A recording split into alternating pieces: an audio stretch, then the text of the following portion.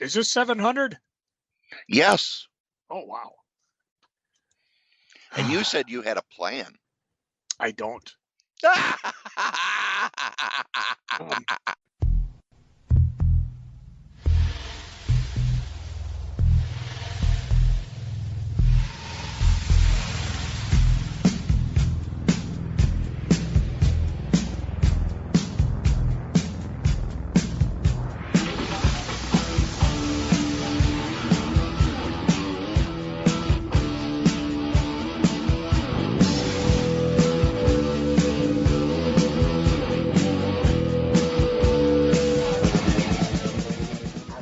So 16 years ago we started this thing, and I remember I was going to have scripted segments, and you refused, which was the smartest thing you ever did.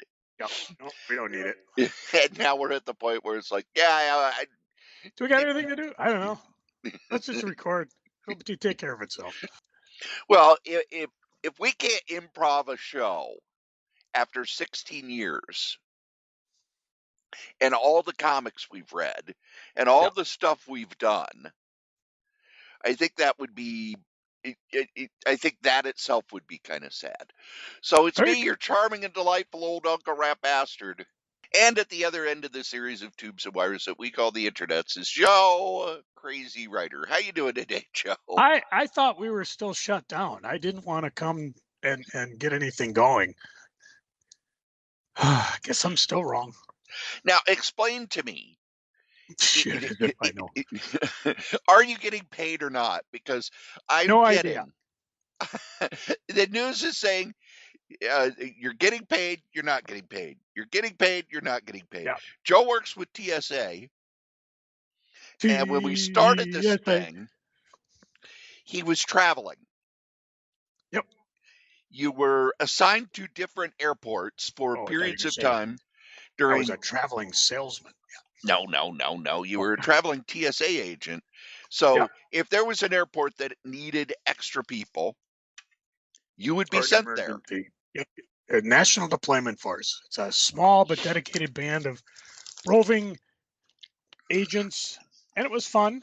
I went all over can listen to well, when I was up in the first Alaska deployment, it was terrible internet because it was like a 10-second delay and everything. But I went to Barrow, Alaska. I know it's not called Barrow now, but I have no idea how you pronounce it. I got to go to Vegas, got to go to New York via Newark. You went to wherever there was a Super Bowl. That was when they reopened New Orleans after Katrina. And I was there not only for Mardi Gras, but I got to go there when they did a Super Bowl because they were reopening the airport trying to get people to go back. So, yeah, it was, I did it for 5 years. It was a lot of fun, a lot of travels. My favorite places were the little tiny Cat 4 airports in the middle of nowhere. You're kind of like, what do you do for fun out here? I said, no matter where I went, I found something fun to do. But eventually I got off the road. I actually thought I'd probably finished my career, that is. And eventually I just got to the point where it's like, there's things I'd like to do at home that I can't get done because you never know when you're going to get sent somewhere quickly. And you never know where you're getting sent. Usually you do, because they'll send you orders with a plane ticket. There's only one time where I had to move and kind of keep it hush-hush. There was an incident. This isn't the incident, but back in the early days in Hawaii, there was an incident of improper screening. And it just became a shit show because the person who whistle blew got transferred to San Francisco. Now, keep in mind, her family's in Hawaii. Well, the jarhead who came up with the idea of sending her, when this all hit the fan, suddenly retired. Oh, isn't that convenient? And it was just bad, a lot of bad publicity. Anyway, something similar like that happened. I get a call. I'm in the shower, hear the phone ring, get out, and I get a call. We need to know if you can be deployed within 4 hours. Yes. The craziest one I heard was there was a hurricane, and it was one of these that was wobbling. I think it eventually hit Houston, but what would happen is the TSA team would go in, maintain the sterile area of the airport. Now, by sterile area, I mean anything behind security to the gate of the plane is considered sterile. In other words, it's been combed for weapons. That's our job. We try to keep bad things from coming in. But you have to maintain that 24/7. You just can't close and open up and like, oh, nobody's brought anything bad in here. That's why when you hear of a breach of an airport and they dump an airport, it's very bad, because before they can reopen the airport, they have to go through and make sure nobody snuck in and left a bomb, left a gun, left something bad, that they're going to do something bad to aviation. So once a sterile area is maintained, it's pretty much for life. There you go, a little NWO action there. We got sent out somewhere because, well, there were two places I remember talk about sterile area. The first place was because there was improper screening. They wanted us to get in quickly before there was any bad publicity. When they finally did announce what happened, it just made the local news. It wasn't a big deal. It wasn't like a national-wide thing. The other one I went to was interesting out in Las Vegas. If you've ever been there, they have this. When I was there, it was called Terminal 3. It's an eighth of a mile straight line. Just a big terminal. It's not like the main terminal where it's Terminal 1, where it's like you go through this way and you got to go this way and everything's curvy and whatever. It's just, if you don't know where you're going, you just turn around and go the other way. When they first started it, this thing is multi-level, and they had to sterilize it. So you had people on all levels coordinated. They'd walk forward. They'd check all the nooks and crannies. And believe me, there were plenty of nooks and crannies. Then they'd stop for the day or night, and then someone had to stay there and stay awake for the next 8 to 12 hours until the team came back to do it again. Move forward again, stop. This took about 5 days to do. And that's a big airport. I mean, some of the small little Cat 4 airports where they might get 1 or 2 flights, open up, look around, it's done. It's a very simple process. But the bigger the airport, the more complex it gets. That's why when you hear of a breach at an airport, it can be very disrupting. Although there's been plenty of things in the news lately that have been disrupting air flights. Really? Oh man, I swear, every time I turn on the radio or the TV, it just the headlines that hit me. I'm like, holy guacamole. So the question though is, am I getting paid? I will know in 2 days, because what's happened is the government's still shut down, even though we thought for a brief moment it wasn't going to be. And then Donald Trump issued an executive order saying that we're getting paid. Where the money's coming from, apparently there's a little emergency batch of money, slush fund, whatever. This is what he used to pay ICE. This is what he used to give bonuses to FAA, whatever. He's using that money to pay us. Now, my payroll department is actually processing. So they're fully expecting on Monday to be paid, at least for the first 3. I think it's 2.5 checks I'm missing. So they're processing as if the money's going to be there. The government's still shut down, at least my little portion of it. So what that means, well, Congress is on a 2-week vacation. Geez, I wish I could go on a 2-week vacation, get paid for not doing my job. And I guess situation normal. We'll see what happens if we actually do get paid for the last checks and a half. It'll go a long way to helping people. I'll talk a little bit about it when we get to freaking and geeking, but I'm doing okay. Not great, but okay. So that's pretty much where we're at now. Snafu. Well, welcome to government. Oh, by the way, I was going to look up. As of this here podcast, So I get my handy dandy little countdown app on my phone to work. 335 days to retirement. Woohoo! And we're recording this as on March 28th. So by the time the podcast drops, that number will be falling. But So that's not what we came here to talk about today. so let's say Chris falls into a coma. Chris, your lovely wife. Oh, she'll finally get the rest she so richly deserves. And you decide to open a comic shop. I don't see that happening, but go on. Well, she said if you ever opened one again, she'd kill you. So, Well, no, she was going to sell it to my old employee, Mike. So I don't know. Maybe she would be. I don't know. so you're going to open a comic shop in the current state of the world, the comics industry. Okay. Now it's weird because, and I will talk about this more in Freaking and Geeking as well. Comic sales are up a lot, but you're also getting shops that are closing. Oddly enough, not in the Twin Cities. No, but San Francisco had one of the longest running shops there closed down. I've heard that there's other shops around that have closed.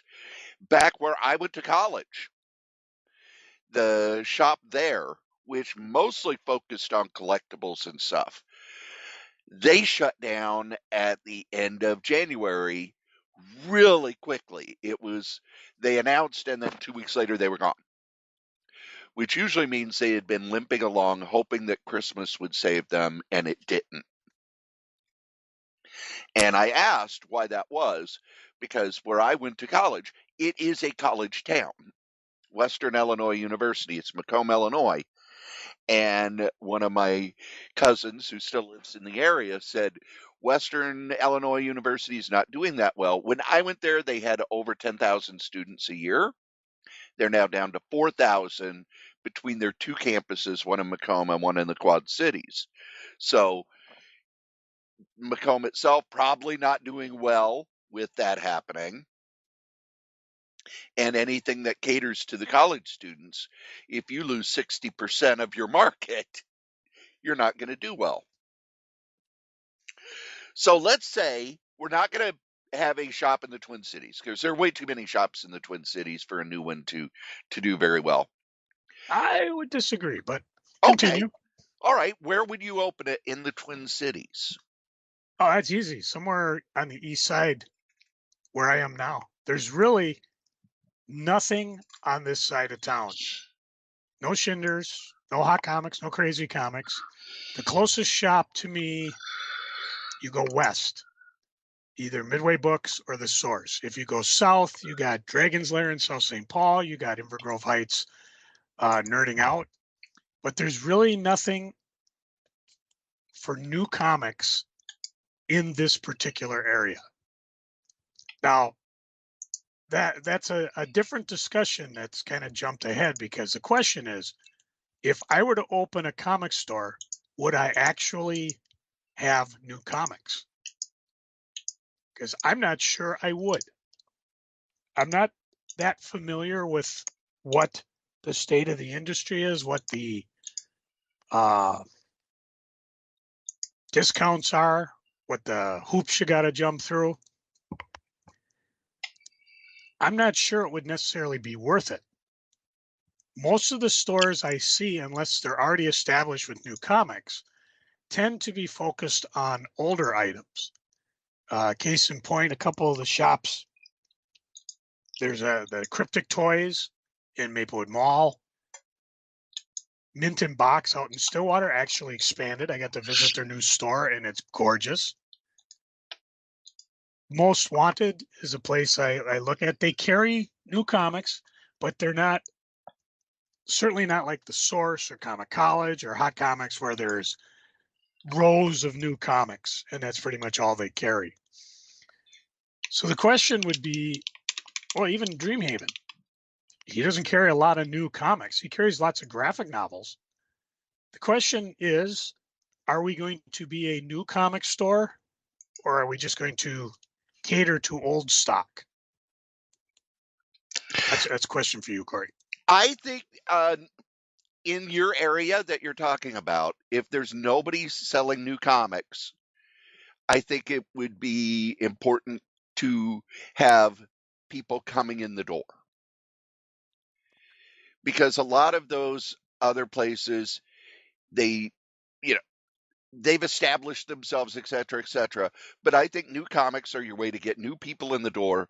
And also because we're having this boom right now, you would want new comics at least for being able to have, if you're a comic shop, people are coming in the door and they're going to ask for the new stuff. And if you say no, they're going to go, oh, okay, and leave. Case in point, and we've talked to the owner, and I can't think of the name right now, Burnsville. Oh, he moved to St. Paul. Right, but what's the name of the shop? Yeah. Mind's Eye. Mind's Eye. Yeah, Eric. He was having people coming in asking for Absolute Batman. They no, don't have it, and people would just leave. Yeah, you're getting a lot of, you're getting more and more DC stuff getting plugged on Warner Discovery cable networks and cable shows and talked about on their sports coverage and stuff. So you've got people who I'm going to say are civilians. They're not regular comic folk who are seeing ads for Absolute Batman, who are seeing ads for, what is it? Batman White Knight, DC versus AEW, all of these different things. You're going to want at least the big things. And then also, I think you're going to want to kind of, you don't want to jump in with both feet, but you want to be involved in the current speculator boom because the profits are just too big. You know, you order Dork number 1, you put 25 on the shelf. Let's say you sell 10 of them, and then a month later it's selling for $25, $30. You've got those when people come in, they've hit every other shop in the Twin Cities. You're new. Oh, do you have it? Yes, I do. And you and I, we're not completely 100% keyed in on everything, but we know the indie books from Image and other of the bigger indie publishers that we could go, oh yeah, that people are going to want that. We've got a long track history of that over this podcast of pointing out stuff. So I think we would want to carry new comics, but we wouldn't want to go whole hog on them because, again, when I go to Hot Comics, I think they order way too many of each book. I was there the other day, and what I did my comic run, dropping off flyers for everybody, and you'd be surprised. A lot of the stores, as I wander around, they're sold out of stuff. I don't think shops are ordering as many of any one title as they used to. Even the Source, I show up on Friday, and there's titles that are gone. Go over to college. They have, so yeah, they're selling out. I don't think they necessarily care too much about reordering because, again, they're all heavily subscription based. Well, so if you're going to do a pull box, if you want something, for years, you would go into those shops and it's like, okay, they would keep stuff on the rack and that pile would get to the point where it's like, okay, this is overflowing. Yeah. So maybe they just started cutting and cutting and cutting and cutting. And maybe that's one of the reasons why there is this boom, not because of scarcity, because of perceived scarcity. they're just not catering to the walk-ins. Their customer base are the people who commit to buy something week after week. Because there's plenty of times where I've heard, well, we did sell out. If you want, we could do a pull list. I can reorder. And, people aren't necessarily going to do it because there's a lot of shops in town. See, initially when I thought about this conversation, I was thinking, you know what, I might not do new comics at all because it seemed just a lot of money, a lot of headache, a lot of resources that would be, I don't know, swallowed up while you're trying to get things going. There are, plus without the previews catalog, there are certain things that I would really want to get, especially in terms of toys and that. I don't know how you get now anymore. Yeah. You'd have to spend time hunting that down. Now, if I had someone like, say, like you perhaps, that was a guru in comics that could handle my new comics, that would be something that I would consider doing because then I could work on trying to get the other things that I'm more interested in, like some of the newer toys or things like that. And again, it may be easier than I think. I know when we had Hot Comics, I always point out the fact I had 3 different places I got Spawn toys from. Brent Moore Comic Archives, he tapped into a gentleman that was importing Toy Biz toys, so we could get them from him. But it's a lot of things I'm not aware of right now. Again, maybe someone knows the answers. Now, here's a question. Would you open a shop in a mall? Well, the most of the malls I'm at have a shop. And it also depends on the terms. Yeah. You know, I mean, I look around. We talked about this. We got together. We went to a AEW match, which we'll talk about when we get up to our freaking and geeking. But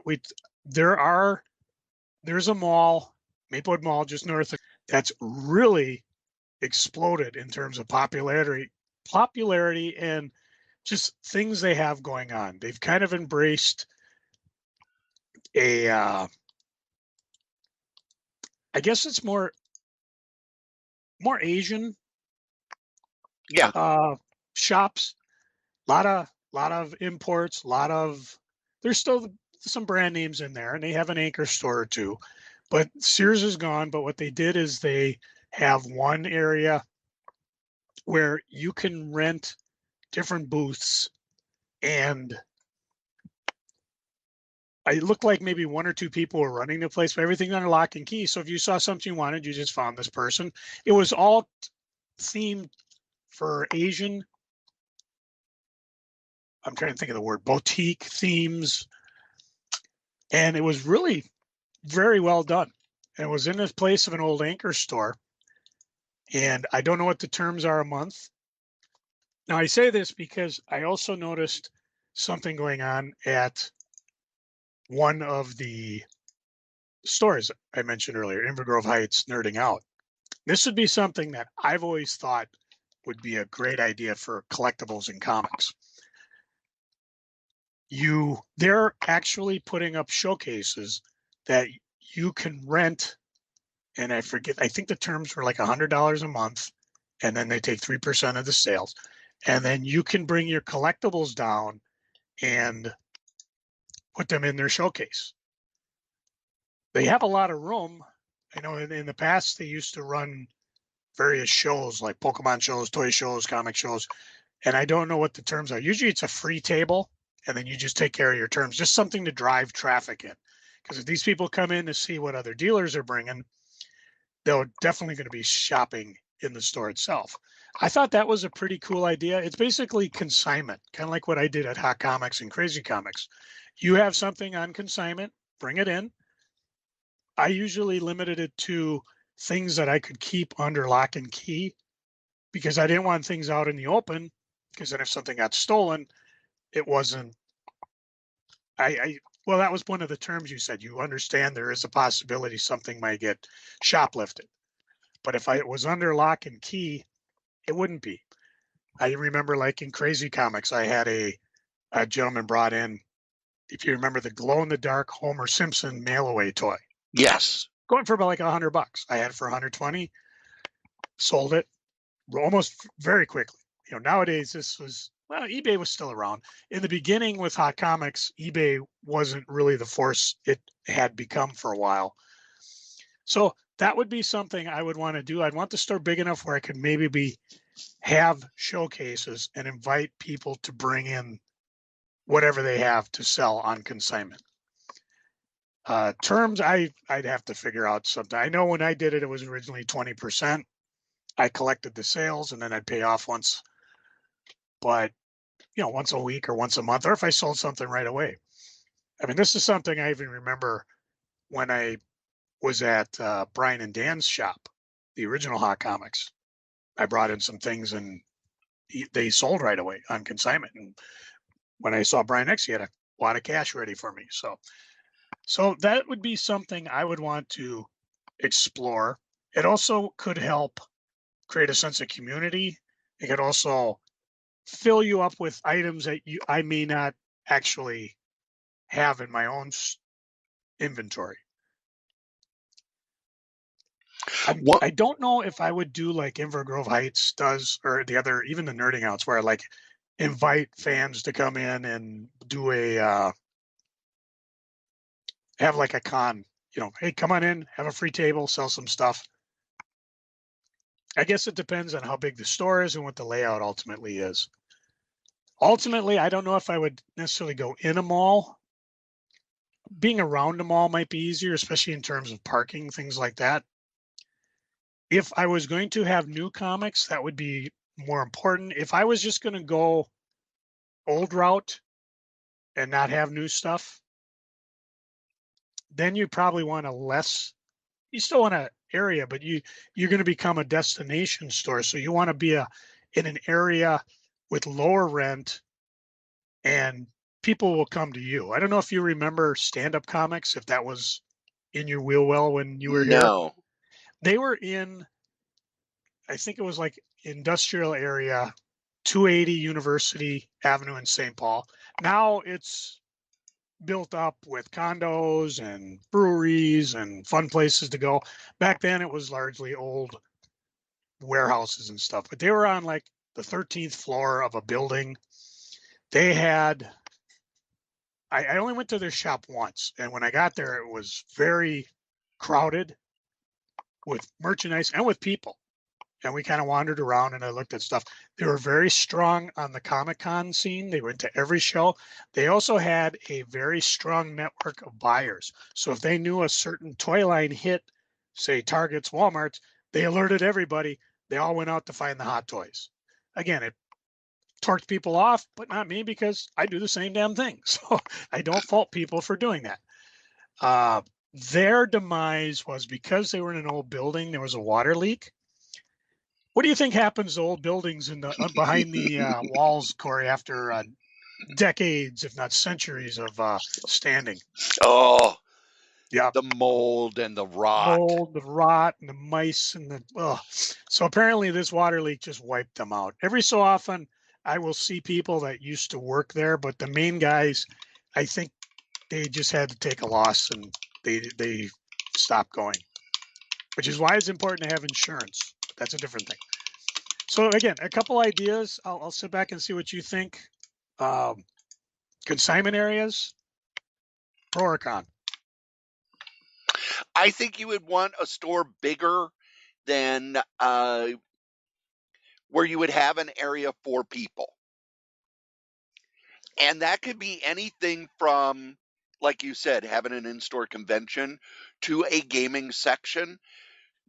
That's another question I'll get to, but I want to hear your would, thought.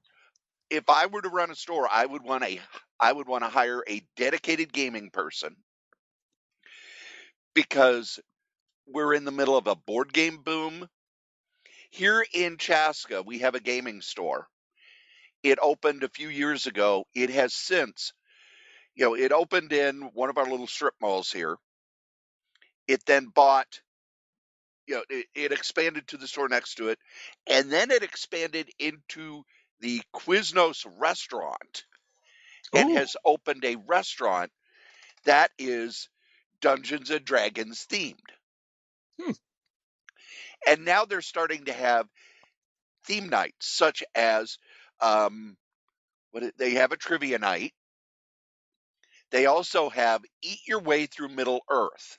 So in one on the first of them is a meal in the Shire with, stuffs that hobbits would eat and lots of potato dishes. Then, and the fellowship night where, okay, they've made it to Rivendell. What would you eat when you are with the elves? And, boom, boom, boom. I don't know what all they're going to do because they've only announced a few. But it started as something where it's okay, we're going to have, traditional pub fare and Dungeons and Dragons theme. And now they're expanding that out. And I think that's a cool idea. But you would first want to have the gaming section because a few things about a So gaming you're pro section. game. Oh, very much. Yep. Gaming sections, board games are at a peak right now. I think if you have a store that's bigger than you actually need, you have a gaming section and your gaming person is in charge of what are we going to do with the shop? Okay, you have, this board game on this night and this board game on this night and this on this night, et cetera, so that you get, again, you want to get repeat customers. I am really big on repeat customers. Because if you get somebody who comes in the shop on a regular basis, that's money you can count on. You don't have to worry about, oh, well, what happens if Marvel doesn't, if Marvel delays this book by 3 months? Or this movie bombs and we bought a bunch of trade paperbacks thinking that people would see the movie and come buy the trade paperbacks. You have that buffer, which is also why you have the subscription thing. Subscriptions are kind of your baseline. And if you have enough subscriptions, you don't have to worry about, will I make rent this month? Yeah. So the other thing, the big thing that I would want to play with, So and this one's odd, but I think it's a new idea that no one is doing anything with. I would have collectible trades and collectible hardcovers. it's not that far out. They're big in half price bookstores. Right. But I don't So see it at any comic shops. I think the problem is because just in order to carry trades, you have to, this is where business plans fall apart because it's very hard to do new stuff and old stuff. That's why you have to decide at the very beginning, what am I going to do? I didn't do a lot of old toys when I had Hot Comics because I did new toys. Not as profitable, but I had a repeat business. I mean, and I've said this dozens of times. I'm boggles my mind that I sold over 30 cases of any one Spawn run. And Yeah. I had people waiting, even when I had Crazy Comics, they would say, I will buy the entire thing if you can guarantee me all the hard to find chase figures. Now, the collectible ones, I always question because omnibuses would be a great example, especially Marvel, because boy, something goes out of print and it goes up in price. You'd have to really watch eBay because that seems to be where everybody goes to get their pricing. Again, there's other people. I go there, I go here, I go there. But I was talking with various toy guys. Again, I hit almost every store in town over the last couple of weeks. And one of the guys was talking with had to be the owner. I was at Cryptic Toys, and he was like, "Well, I price it at this, blah blah blah." And he goes, "Well, it's good to see what eBay's selling it for, but you also want to look at what eBay sold for. Just because some guy has it for $100, if the last one sold for $10, that should tell you that it may not have a demand for $10." I do that especially with trades. Not so much omnibuses, but sometimes you get those Marvel comics and to a lesser extent DC that this is Kang's story.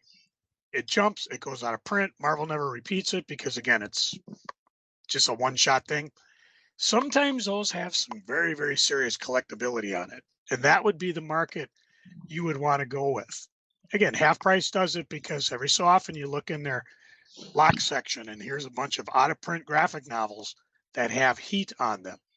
I was picking on omnibuses earlier because one thing about omnibuses is once they're come out again, it really drops in price. Nobody is going to give me $300 for a Secret Wars 2 omnibus, considering it's been out in trade paperback. Curse you, Marvel.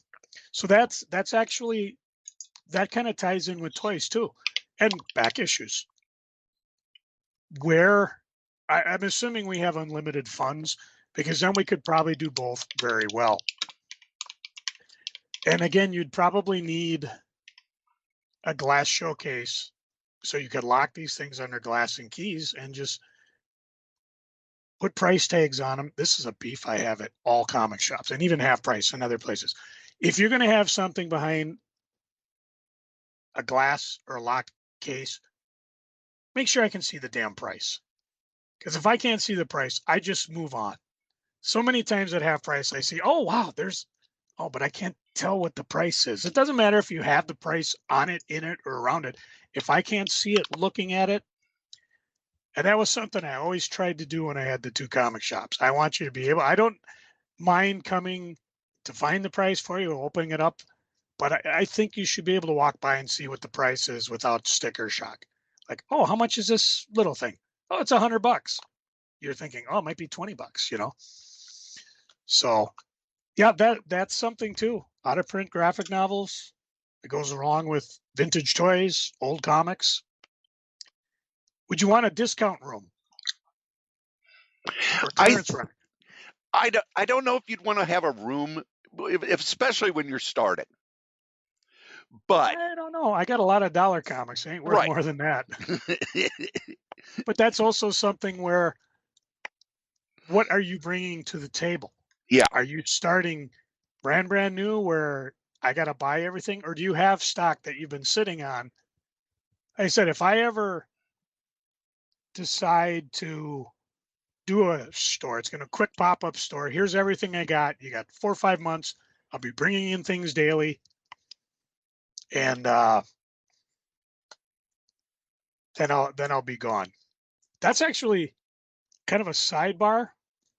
You got to have someone to do a good social media presence for you. By the way, I do want to jump in on here.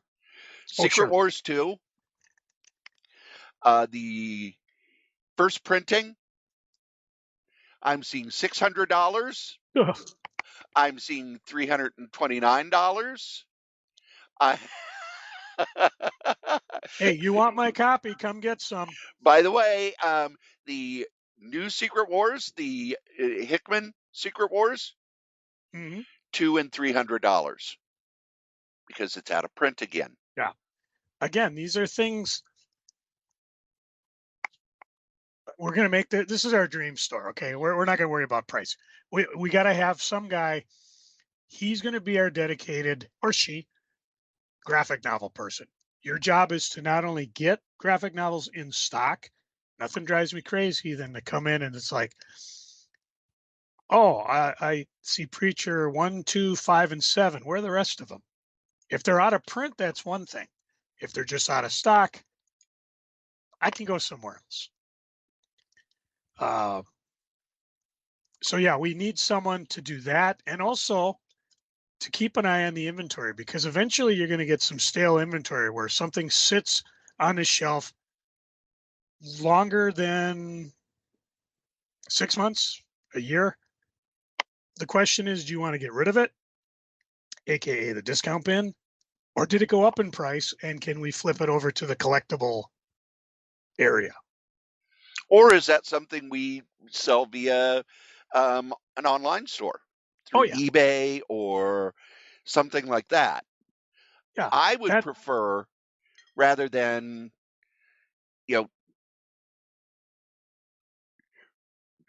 I would prefer that we have a discount section, but we keep an eye on it, because after 6 months, something may go up, or there may be a demand. There may be somebody who wants it, who only comes in the store once in a while. But the other thing is, you do have to keep in mind, you've got to turn your stock. And I would want to turn the graphic novel stock. If I would watch it a lot like Brian Hibbs does, where, okay, we've only sold 1 copy this year. Maybe we don't need that. Maybe it's a special order thing. Well, and I kind of feel that way about omnibuses because the problem with them is if you want them, you can get them at half price. When they hit, they're half price. That's why I don't sweat not being able to buy an omnibus now, Yeah. AKA I'm not getting paid. Because when it first shows up, I'll find it. Somebody will discount it. That's also something we could do at cons. Bring our tired stock to cons. Yeah. Try to hit all these shows. Like I just found out there's like a toy show tomorrow I hadn't even heard of before. And I don't know if I'll go to it because I don't have any money. But it's one of those things, if I knew it was coming, Tim at Granite City has his van always loaded with con stock. Again, he mixes it up between the store stock and otherwise, but he spends most of his weekends going to cons, either in state, out of state. Even our good buddy Greg Ketter, talked to him last week, and he's like, he's gone the next 3 weekends because He he's is doing at the Windy City Pulp Convention. Oh yeah. Yeah. Which I wish I could go to. I may try to go next year. Oh, I'm retired. I'll be ready to go. Because it's not a comic convention, it is pulp magazines. Now that's something too. There's about 3 things I want to cover. The first one I'm just going to mention because I was at Story Arc Comics and Collectibles down in Savage, and they had local artists in doing little things. I recognize one of her, Christopher Schraub, Strauss. I can't say his name. Sorry, Chris. I've seen him on local talk shows. I've seen him at the fairgrounds, and he was there selling his wares. He does books, he does pins, he does all sorts of fun stuff. And there was a few other artists, craft shows. That would be something too. Maybe tied into what we were talking about, the consignment bin. Like, hey, are you an artist? Are you a creator? Do you want to come in and promote their book? The creators of the comic we've talked about, Smog. Saw them at the last con. I've seen them at various shops. Be very open. That's part of being part of the community. And you really want to have a reach out person. Again, I need another person for this as well. Boy, if I win this lottery. The other thing, and we talked about the restaurant. I always talk about that store down in Florida, and even Turbo mentioned it when we were with him. They had a little bar in the back of the store. And when I went into the store, Chris and Turbo sat back there. It wasn't a mixed drink bar. It was just, you could buy a can of beer, buy a can of White Claw, whatever. You had to stay back there. And I spent an hour browsing the store. They just sat there and had a drink or two. You know what would be more fun? I've also seen it in a coffee bar too. Have a speakeasy. That's becoming a big thing. I was on the news last night. It's like you go into this and the news was really cool about it. They didn't tell you it was a story about a speakeasy. They said, we were driving around the Twin Cities and we stopped at this gas station. And when we went to this, one of the areas where you get the soda, we pulled to get a soda and the whole wall came out. And we walked down this flight of stairs and inside a full bar with leather booths and dark wood and chandeliers. And I think that would be kind of cool to partner with someone to have a speakeasy there, just because they're becoming kind of a cool thing now. But now we're getting into wild fantasy stuff. Well, no, this isn't wild fantasy. These are things that exist, and they would be things I would want to incorporate because nobody up here has seen anything like that, and it'll absolutely blow their brains away. I even talk about the one place down in Reno that I visited a few times where they had a little stage where they could have local performers come in. Again, Eric at Mind's Eye, he's actively talking with some of the people around his area to actually have shows where they promote local music and things like that. So again, this is all, you mentioned it earlier. Would this be something you think would be better near a college town, a mall, or just somewhere where there's nobody? I think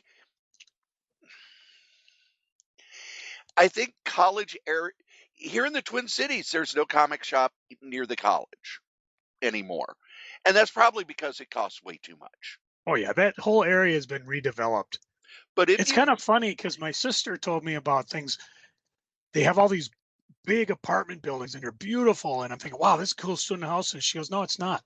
What it is, affluent people like me are moving into college areas, yeah, driving the rents up because they want to be part of college life. yeah. Makes it very hard on the students because now they can't find anywhere to live on campus. But And also it drives up all the costs for college students who, yeah, I don't know if it's probably much worse now because the cost of college is insane. yeah, But I remember as a college student, I rarely had a lot of money. And we would always go to, okay, what bar is having the biggest, cheapest special? hmm Which grocery store is the cheapest? Where can we get a bargain? Because college students typically don't have a lot of money. But I would want to be, if we weren't going to be in the Twin Cities, I would pick a college town that did not have a good comic shop. And that would be where you draw your customer base from, which is why the gaming stuff would be a good idea. The comics would be a good idea. Um, you're talking about having a social media person. I think that's incredibly important, especially for that. But I would also, this would be the thing I would do. I would be keeping my eye on when movies are coming out. It's not as big as it was. And there are a lot of studies that show that it does not translate as well as you would think. But I do think, we've got a new Spider Man movie coming this summer. If you have a big Spider Man display in your window, you're going to draw attention. oh yeah, And that's why they're, Spider-Man Brand New Day. Oh, we've got Spider-Man Brand New Day omnibuses, and we've got trade paperbacks, and the new Spectacular Spider-Man story. Their first story arc is Brand New Day. Marvel knows how to tie in with that stuff. DC is getting better at that. But with DC, man, I would have absolute stuff all over that window display because people know it. And here, this is something that really fascinates me, Joe. Do you remember before Absolute Batman came out how people made fun of the art? not really. Oh, I do. It's like, oh my gosh, he's he's that's terrible art. That Batman drawing is terrible. His bat symbol looks stupid. Now it is the number one selling comic in the past 25, 30 Oh yeah, years. yeah. And still going back to print with every issue. So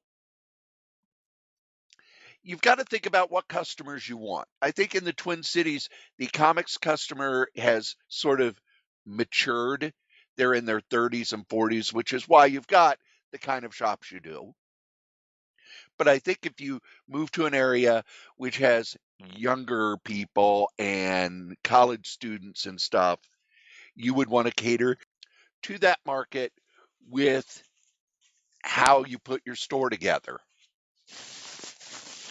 And I remember the last time we did this, you talked a lot about, oh, we would have statues and we would have high end this and high end that.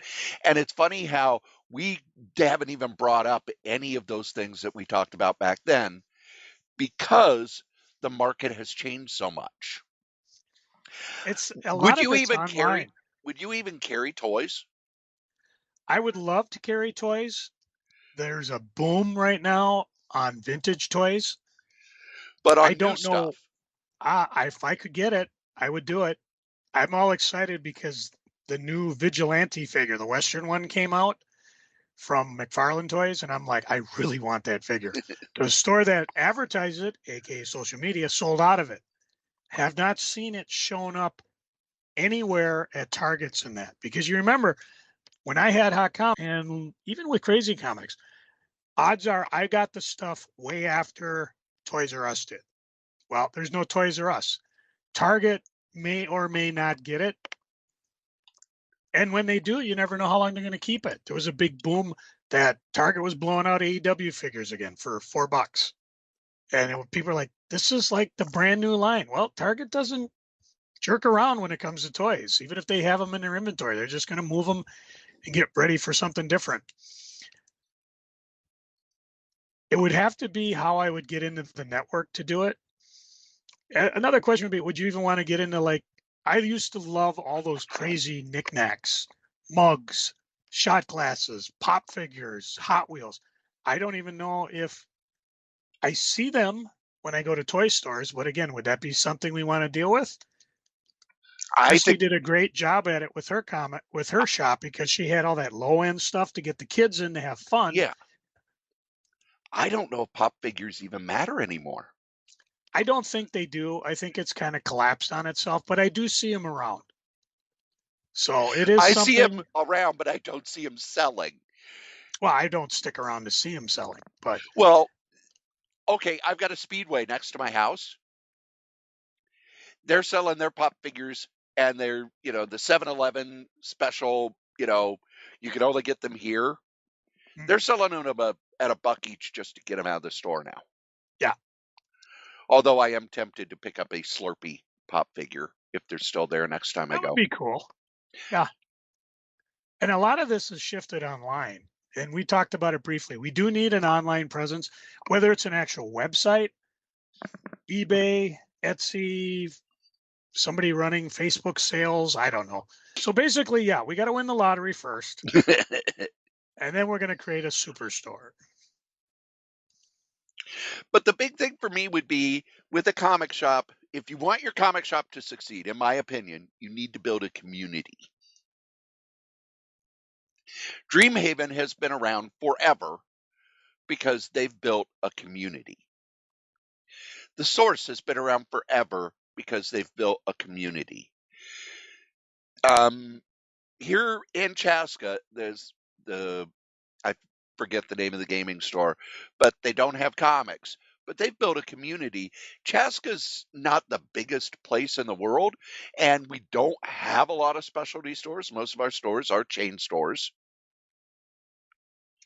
But not only have they survived, they're growing because they build community. And that would be the important thing to do. I think if you go to a college town, the first thing you would do, yeah, you've got your social media and everything, but you would just plaster that campus with flyers. And you would have special events. And on campus, they have movie nights and they have concerts and they have this and they have that. You would want to sponsor stuff at the college. I don't know if they still have college newspapers that are, physical newspapers or not. But, hey, we've got an acoustic night at the Thompson Lounge, sponsored by, Hot Comics, Somerville. And usually those sponsorships don't cost much. You just have to buy a banner and give them some money for the equipment. Oh, sure. There's we used to have that Wiper Avenue parade, and I always wanted to do it because I always figured, well, like, get some of the costume guys we know and find the guy who owns the Batmobile. It'd be fun to drive down, pass out flyers as they're driving. Never did it, but there's always something to do. Oh, by the way, if you take any of these ideas, we just I want a free candy bar. A marathon bar. That's something too. A lot of shops now, they carry pop, they got water, they got snacks. When I was doing my aforementioned comic shop run where I was dropping off flyers, I always plotted to make sure I hit a Dream Eaters vault at a certain time because they had water and they had a snack to get me going to the next couple stops. So, and again, we made a lot of money selling candy. Well, and if you're going to have that social area, you want to sell snacks.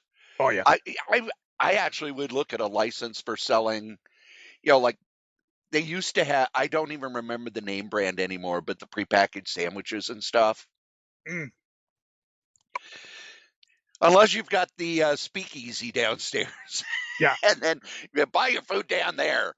But you'd want a food license. I I honestly think you made a lot of money off your soda coolers from people who would never, ever, ever buy a comic book. Yeah. Well, and I made a in concentrated effort to sell candy at 93 cents so that when the kids had to pay tax, it was a dollar even. Yes. And they figured it out. So rather than have to have $1.07 go at the gas station, they could have come to me and just have a buck and get a candy bar. Yep. So the problem you got to remember with prep foods means you got to have more health codes, more licenses. You have to be more careful about vermin. Well, what about if, you've got a cooler case and you've got the people who come in with the prepackaged sandwiches and the prepackaged this and that? I'd have to investigate, but Yep. anytime you deal with candy, pop, chips, you don't have to. When you start Right. getting the actual foodstuffs, because there's always a liability. Oh, you served me a rotten burrito. So, but that's why those healthcare guys come running around. Yes. Maybe we could, sell bad sandwiches and health insurance. See, now you're totally off the game plan. That's why never go into business with Cory Strode.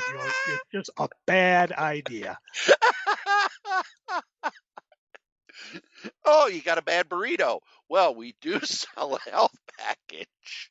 Well, did you get the health package? Sorry. Or, oh, we sold you a bad burrito. Well, here you go. We've got Pepto-Bismol, Well, and they got those little ibuprofen. those little blue vomit bags. I remember getting that when I was sick a couple times. Just carry this with you. Fits in your pocket and you can pull it out very quickly. You know who does have something to sell, Joe? Well, these guys are sponsors. Yes. Our newest sponsor is NordVPN. Let's be honest, if you're out on the internet, you need a VPN to protect you. There's all sorts of things going on the internet where people can track you. You could accidentally download a keylogger, all sorts of things. NordVPN gives the best security possible. It has a password manager which generates complex passwords, syncs across all your devices, stores your notes and credit card information. It also gives you 10 gigabytes of private cloud storage, secure files. It backs up your data automatically. But the main thing it gives you is peace of mind. It gives you peace of mind when you're out on the internet, when you're streaming, when you're playing games, when you're listening to podcasts like this one. It gives you safety anywhere at any time. It protects your online activity. You get full access to all content. And if you use the link go.nordvpn.net sh3ku, it'll take you to where you could get a great deal for a 1-month plan, a 2-year plan, a 1-year plan. They are our newest sponsor. We're happy to have them. And if you would like to sponsor something here at any of the podcasts on the Solitaire Rose Network, you can. Just email me, solitairerosenetwork@gmail.com. Thanks. See, I told you after 700 episodes, I'm getting the hang of it. Well, good. And so, do you have a retro review? You're a funny man, Strode. Yes. Regular Bob Hope. No, because I know you always have a retro review to go. Hey, I'll get into it when we get to freaking and geeking, okay? I've got things going on here. All right, I'm pulling up my retro review here. It's taking a little while to load. He whips this out. Wait, I thought you were supposed to have it in a physical form. No. When did I ever say that? It can't be retro if it's on the computer. Maybe yeah, it can. Commodore 94 or 64 maybe, but while you're waiting, I could read something and then talk about it. So the comic I have is a 20-cent DC comic, Weird War Tales number 9. Any significant to it? Just it's the next one I was reading. Oh, cool. Well, I never know if it's like first appearance of, the Unknown Soldier's left pinky ring or. No, this was back when it was just an anthology. And the cover is a bunch of frozen Vikings and a Nazi tank heading toward them. And the frozen Vikings are saying, "None shall pass, the frozen army of death." And here's the weird thing about the logo, Damn, which I had never noticed. I It is hate frozen Nazis.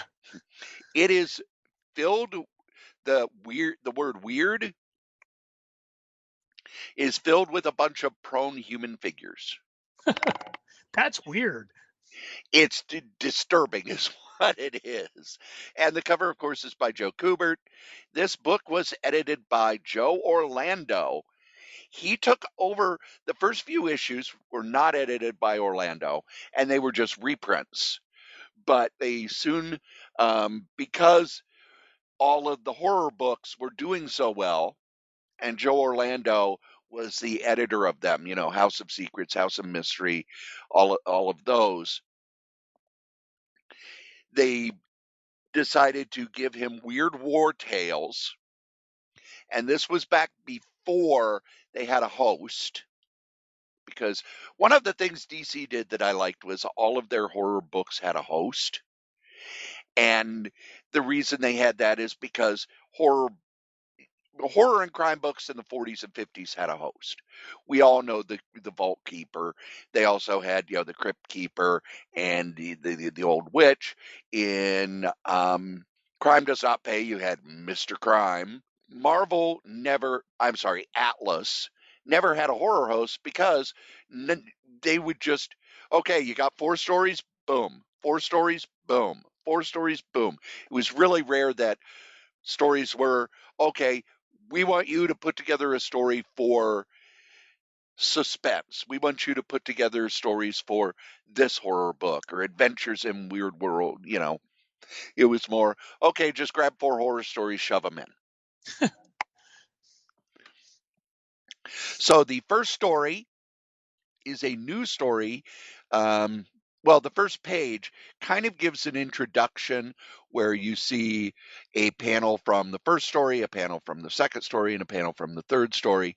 And it's enter the portals of weird war if you dare to be a witness to man's ultimate insanity, where time stops and men rise from frozen depths of a lake to keep a vow made centuries before to repel the same invader. And to brothers on opposite sides of a civil war fight to the death. See for yourself, just follow the footsteps of your guide to war. The first story is The Promise. It's written by Robert Kaniger. The art and lettering is by Alfredo Alcala, who was a Filipino artist, and that was one of the ways they kept the cost down on the horror comics at DC. They brought in a bunch of Filipino artists that they could pay cheaper. And it's one of the reasons why Marvel went reprint, because the horror comics sold, but not as well as the superhero stuff. So they could make a profit if they cut the budget. So they cut the budget. Marvel did it by using reprints. DC did it by using foreign artists that they could pay less. And the thing is, the Filipino artists had a different art style. And when you look at it now, it's one of those things where, wow, I wish this had been printed on much better paper, because the detail they would put in usually became very muddy and didn't work well on the crappy printing. But the story is The Promise. It is about a bunch of Vikings who, they're Russian Vikings in a weird way, because it's the Russian winter holds. I'm sorry, it is April 5th, 1242. Russian winter holds the land in an iron grip. The winds stab like icy knives. In helmets like nightmare masks, the ruthless knights of the Teutonic Order, mounted on steeds as frightful as their masters, clank across the frozen ice of Lake Ohud near Pskov. And for Russians, they are all drawn like Vikings. The menacing thunder of iron hooves reaches Prince Alexander Nevsky and his army of peasants, whipped by the icy blasts. And the story is that they are going to fight off the Russian invaders. And as they do so, they promise that no one shall invade their land. However, the lake breaks, the ice on the lake breaks, and a lot of the soldiers are plunged into the lake to freeze to death. But they have won, and give thanks to God that we have beaten the Teuton knights, but rest not, others will come in their place. But I swear we will stop them here. I will, even if I have to rise from my grave to do so. 8 centuries pass, invaders come and go. Winter is capricious. The lake is not frozen despite the stabbing wind. And once more, Russians face a relentless invader, the 20th century descendants of the ancient Teuton knights with their sinister swastikas. So the Nazis are invading. The townspeople are trying to fight, but the Russians have tanks and they have more advanced weaponry. And as the Russians move toward the lake, they see some soldiers frozen in the lake, and all of a sudden, as the lake's ice starts to crack, the frozen soldiers come out of the lake and start attacking the Nazis, dragging them down. And there you go. There's your story. One of the things with the DC horror books is that they were pretty tame, in my opinion, especially the early ones, which were written by the people who'd been around DC for a long time, like Robert Kanigher and Bob Haney and such. And they felt they were writing stories for children. As they got newer writers, like Gary Conway and Len Wein and Marv Wolfman and David Michelinie and stuff, they were, devotees of Stan Lee. And they felt that Stan was writing for an older audience, so they wrote for an older audience as well. But this is very early on in the switch from reprint to new story. The next story is Blood Brothers, also written by Robert Kanigher. Art is by Gary Talak, who his work looks a lot like Jim Aparo in how he draws figures. He's a guy, I don't know if he did a lot of superhero stuff, so a lot of people don't know him, but he was a real workhorse at DC during the 70s. I didn't read DC in the 70s. I'm going back and buying that stuff now, and I find his work all over the place. He is a solid penciler. He's not someone who you go, oh man, I want more of his stuff. But when you see his stuff, you go, oh, but this is solid. This is okay. Kind of like I always Rich Buckler, who was a workhorse at Marvel when he wasn't swiping all over the place. He was a real workhorse, worked in the Marvel style. There were a number of other artists like that. I think of Don Heck as like that. By the time we got to the late 60s and 70s, Don Heck was your workhorse artist. He was a guy, his stuff was always good. It wouldn't blow you away. Butch would hate it, but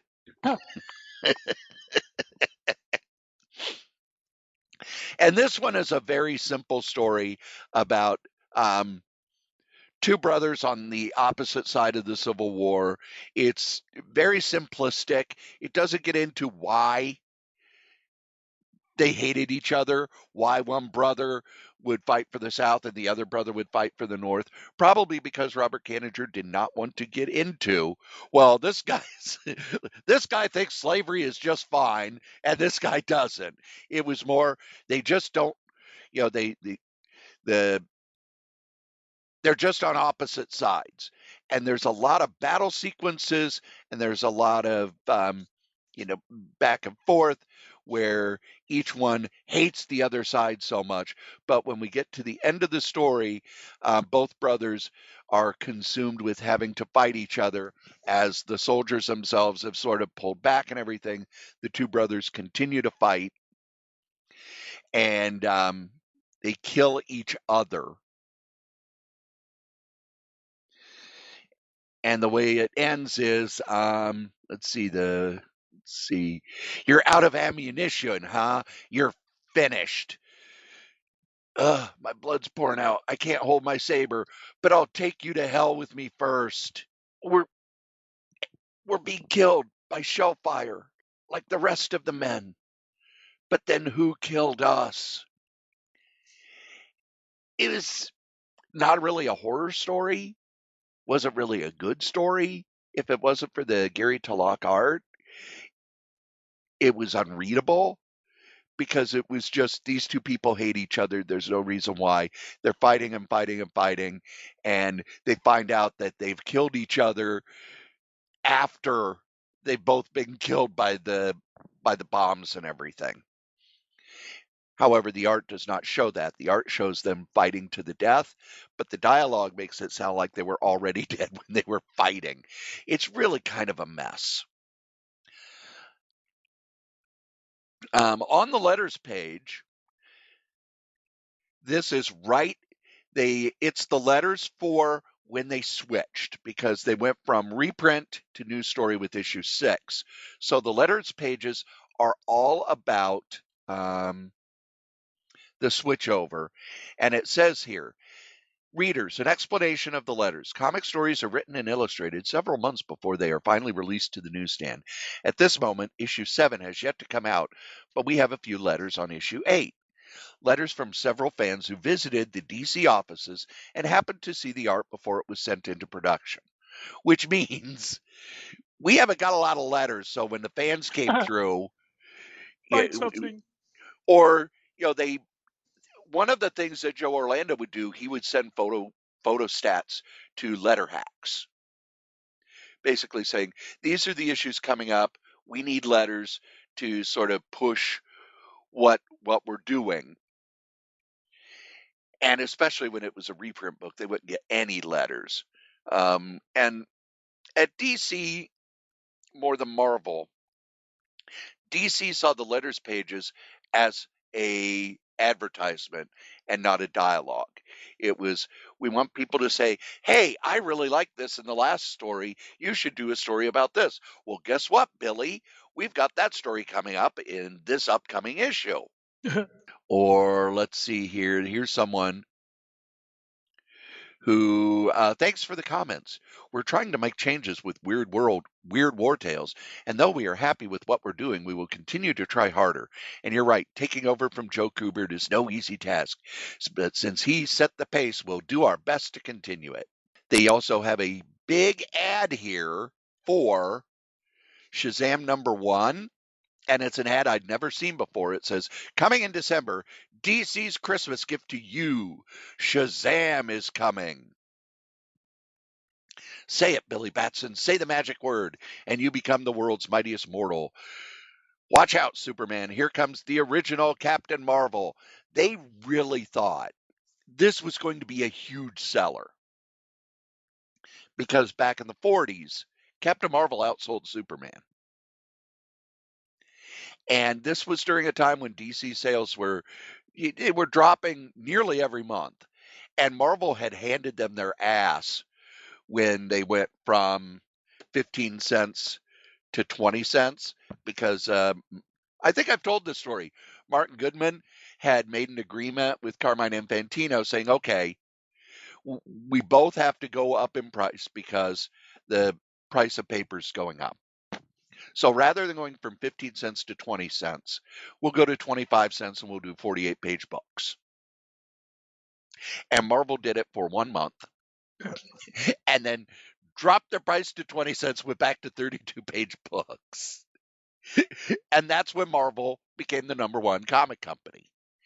DC, which had already committed to 48 pages for 25 cents, actually kept doing the 48 pages for 25 cents for a number of months after that. And Marvel just ate their lunch. And DC finally dropped to 20 cents, but they also had your 100-page books for 60 cents. They had more reprints and stuff, but their sales never recovered. even when they cost the same as Marvel. Marvel had outpaced them in sales. And as much as Marvel publishing, their superhero stuff, it was that finally dethroned DC, in my opinion and in most people's opinions. The final story is a science fiction story. 1972 is in the dim past, recorded on a tri-dimensional microfilm. It's just a computerized entry in a memory bank. Since then, centuries have melted into millennia. The world is divided into two hostile camps. Science harnessed to suspicion and fear. Each day, the brink of doom. This is about a doomsday bomb. It is called The Last Battle. The story is by Robert Kaniger. They do not list who the artist is. I'm going to make a guess, and I am guessing it's Alex Nino. Weird War Tales 9. Now I'm going to look it up and see if I was right. Ah, how dare you? How dare you? The DC, I'm sorry, the DC fandom webpage does not list it. Hang on a second. Let me look at the grand I've comic book got it. databases. I was right. It's Alex Nino. Okay. So the first story, Alfredo Acala. Second story, Gary Talok. Final story is Alex Nino. The front page that has, here's what's in this issue, drawn by Howard Chaykin. This story is really just the world. All the bombs have been set off in the far future. Only one person remains, and he is searching through the wreckage for someone else. And when he does, it's someone from the other. It's a woman from the other side. He says, I'll take care of you. We have a second chance to start a new world, not divided by fear and hate. No east and west, but one world. Her response, fool, I'm booby-trapped. Time to self-destruct in 1 second. And then we see that they were both robots. There's no room in this world for east and west. Only east, only east, only east. So humanity in the future blows itself up. There's a robot who thinks it's a human, finds another robot who thinks it's a human. That's the end of the world. And the story is terrible, but I don't care because it's Alex Nino art, which is gorgeous. This is one of those things where, boy, I wish we could have got it on better paper, because even the reprint does not look all that good. Because, this wasn't a book they were going, oh, we need to carefully preserve blah, blah, blah, blah, blah. No, they had to scan the page and then work it in the computer. So we're not going to get the detail of the original art in this reprint, especially since it's on black and white. Fool! I think more people need to put that in their everyday thing. Fool! You must take your liquids out of your luggage. So, is Weird War Tales number 9 worth getting at whatever price it is? $1. That's all it costs now? I have no idea. That's all I pay it for. Let's see. I am going to actually look and see. eBay. Weird War Tales number 9. $24.99. No, do not pay $24.99 for it. Serious? Yeah. Wow. Well, it's early 70s, and it's Alex Nino art, and Nino has collectors like me. Cool. Is it worth $25? No. Is it worth a story in a reprint book? Yes, absolutely. It's been reprinted in the Weird War Tales showcase, and that's where I got it from. So that's our retro review. On the buy, borrow, ignore, this is a borrow. I imagine the Weird War showcase is probably pretty expensive now. I'm going to look that up. Weird War Tales showcase. If they reprint Weird War Tales in an omnibus or something, and you're like me and you have an interest in DC horror books, holy shit! Weird War Tale Showcase. The cheapest one I see is $59.67. There's Oh one yeah. for $134.95. There's one for $298.50. Like you said, when they're out of print. Well, and the showcases are a lot like the essentials in that not everybody bought them, and now people are like, oh, this reprints stuff that hasn't been reprinted anywhere. Although DC's doing a really good job at getting a lot of their stuff back into print. And that means, Joe, you know what it's time for. What's in the bag? What's in the bag? All right. Tim, who I met at from Granite City, he brought down a bunch of bags for me. So I literally have about 50 of these things. Let's see. Holy shit. I know we're gonna do We this can for do a this while. forever. Forever. Red, black, or white, Corey? Red. All right, let's grab a red. I randomly grab a red. Ooh, Harley Quinn Elvira Mystery Blind Vague variant number 4. Now, first thing I want to do is crank up the old eBays because we got to find out if we got one that's worth anything or not. So I carefully cut the bag open. Oh man, it just lost its value. But it could be worth more. Maybe. I All right, wonder if let's there's see. I wonder if there is like blind bag where if you open it and the comic inside is worth less than just the blind bagged comic. I can tell you just from the few times I've done it, there are some that you're like, well, I'm not going to get my money back on this. Okay. So in this case, let's see, what did I pay for it? The bag was $10. Okay. So now I've got, let's see, it's a black and white cover. If I go to the back, it's cover R. It's Chad Harden. It's a virgin cover. Ooh. So that means it has no Logos. yeah, or prices or anything. All right, let me type It's in never Harley Quinn been with a Elvira Harden. man. So this one, okay, let's change this search to lowest price first. It's a cool looking cover. There's apparently a whole series of them. $14.92. It's the cheapest. And So cheapest one. how much did the bag cost? $10. Okay, so you made $5. Maybe if I can sell it. But yeah. So okay, that's your blind bag for this week. Not that exciting, huh? Not really. I mean, it's cool looking art. But you know, and now it's time for my favorite part of the show. Literally, I mean, there's only about 40 of them on eBay. So, what? You have a favorite part of the show? No, not where we have an invention exchange. Mm. Hit the button, Frank. No, it's Freaking and Geeking Joe. What are you freaking on? All right. So last Thursday I had an MRI on my shoulder. You know, I've been messing with this since October of last year. Hit a plateau where my therapy wasn't going any better.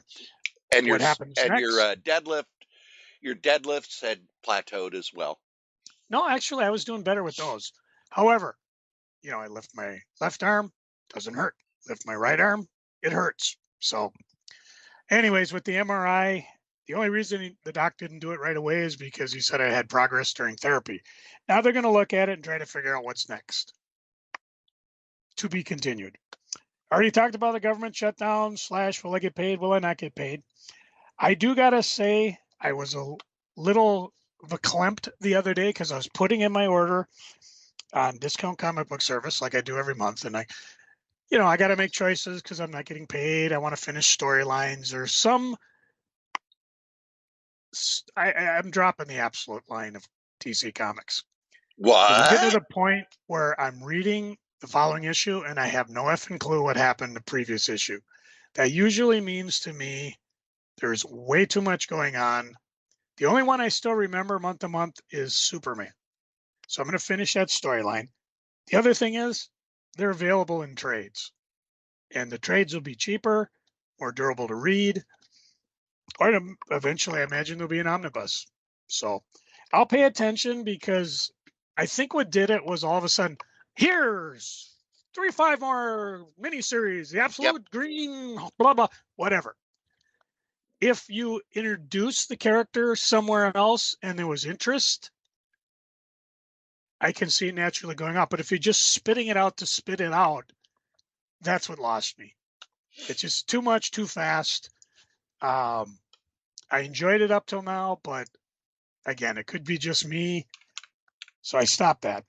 But back at the discount comic book service, I finished my order and I like, oh, look, $125. Wait a minute.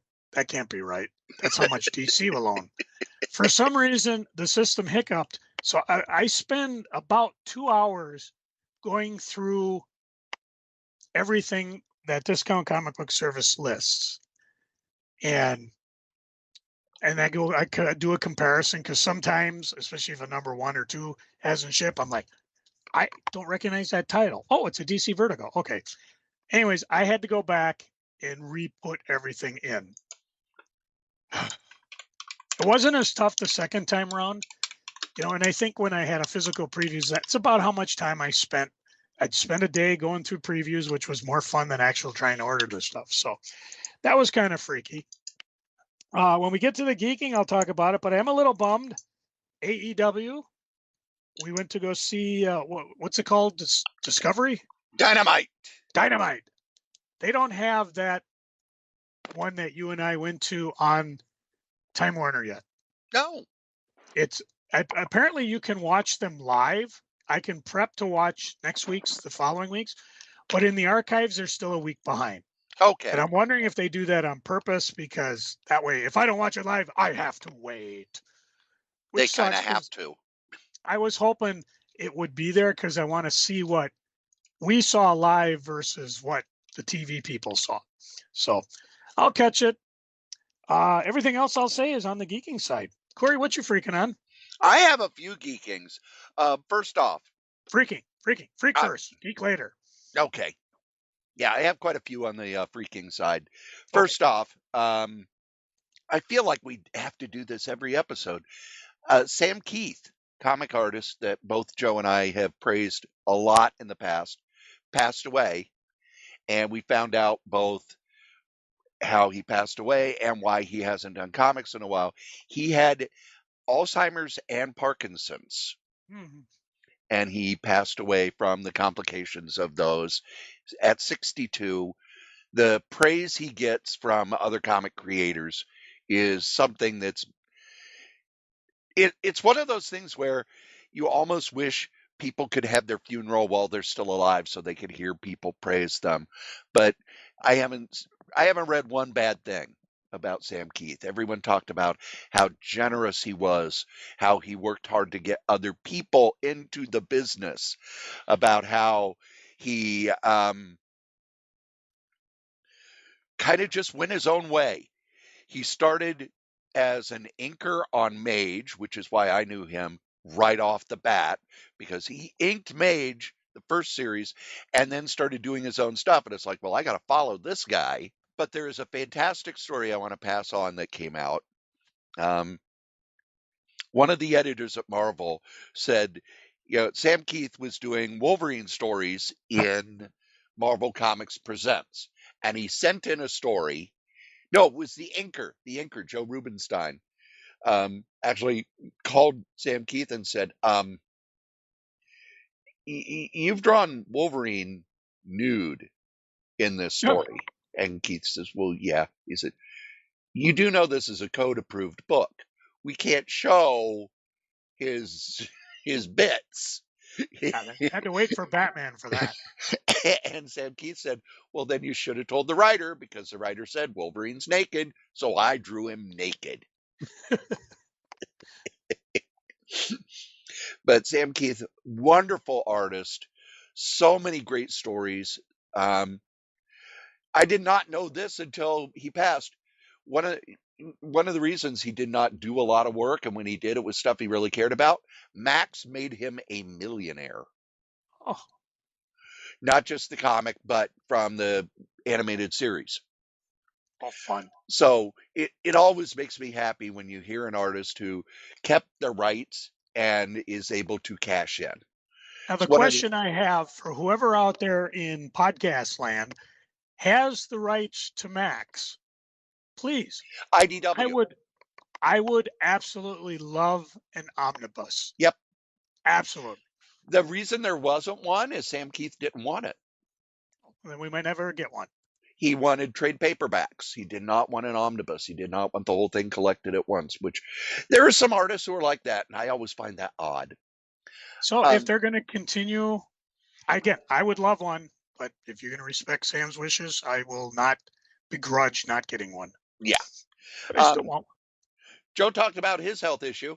Starting Tuesday night, I have had what is a kidney stone. It's not been terrible. Good. You know, on that, when they say what's your pain on a scale from 1 to 10, it's anywhere from about a 2 to a 5. And I had a gallbladder. I had gallstones, and that was on the scale of 1 to 10, that was 12. We don't need to get into that story again. But the fun, I don't want to say fun. The weird thing to me is I've been able to trace it through my body. Because it's like, okay, the pain is right here on my side. Oh, now it's closer to my spine. Now it's moved over to the front. And now it's over here. And you can... I've never had any sort of pain where I could go, oh, I can tell where this is in my body by what part of my body hurts. The only thing that has really been a problem is when I lay down to go to sleep at night. There are times when if I lay on my right side, it's a 5. So I have to either lay on my back, which I can't fall asleep on my back for some reason, or my left. It'll go down to about a 1 and, take some Tylenol, who cares? Or if I stand up, it hurts for a while until my body says, okay, you're fine now. I cannot bend over, so no deadlifts for me.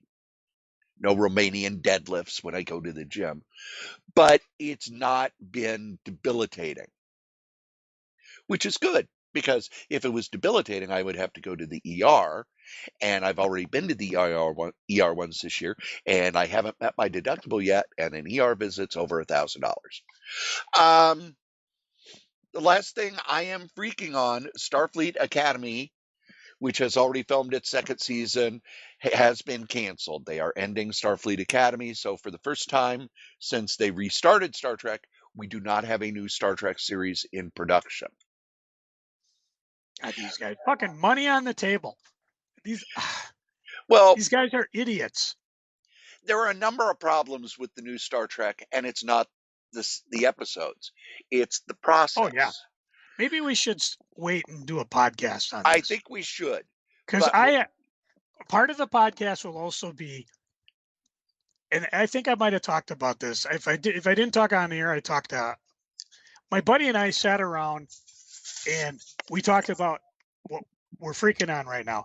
And I said, there's got to be a way to make an inexpensive Star Trek that'll catch people's attention, that you could run 10 to 20 episodes without breaking the bank. And again, I've read all the Star Trek stuff. They never came in under budget. And I think a lot about when Straczynski did Babylon 5, and he said, I showed there is a way to make a sci-fi fiction program that doesn't go over budget. And he did. But anyways, that would be the second half. First half, we'll talk about the problem. The second half, here's our solution. Because I've got quite a few where I think in my brain is like, these would be fun. And they would not be expensive. The funny thing is, what is the problem? Fans. Yeah. One of the reasons why they are not continuing it is because of all the negative stuff fans are posting online about it. Now, we have 2 seasons of Strange New Worlds and 1 season of Starfleet Academy that are still going to come out.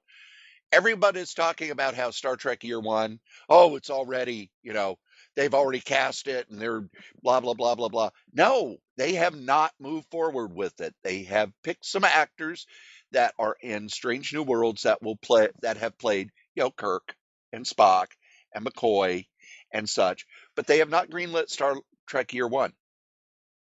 There is nothing greenlit right now. And part of it was that Paramount just got bought by Skydance. And now Paramount has bought Warner Discovery. Yeah. So they've got all these corporate merger things to deal with as well.